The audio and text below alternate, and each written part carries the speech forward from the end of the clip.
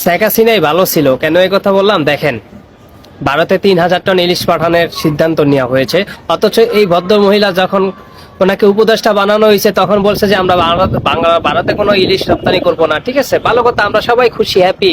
ওমা, এতদিন পরে দিয়ে আমাকে একটা মনের মতো মানুষ পাইছে, হ্যাঁ এই ভারতে কোনো ইলিশ রপ্তানি করবে না। কিছুদিন আগেও এই কথা বলছে, আর এখন দাম কইরা শুনতেছি 3,000 টন ইলিশ রপ্তানির ঘোষণা হয়ে গেছে।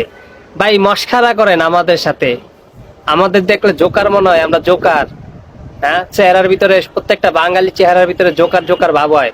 মানে ক্ষমতার বইলেই প্রথমে একটু তসবি নিয়ে ইয়ানফসি ইয়ানফসি করেন, যেই ক্ষমতাটা একটু পাকাবদ্ধ হয় তখনই শুরু হয়ে যায় আপনাদের আসল রূপ।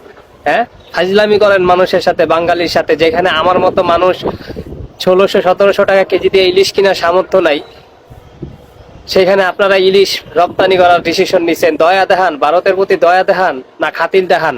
তাইলে শেখ হাসিনার আপনাদের ভিতরে পার্থক্য কই রইলো, বুঝে আসলো না আমার। এই সমস্ত ভন্ডামি বাদ দেন।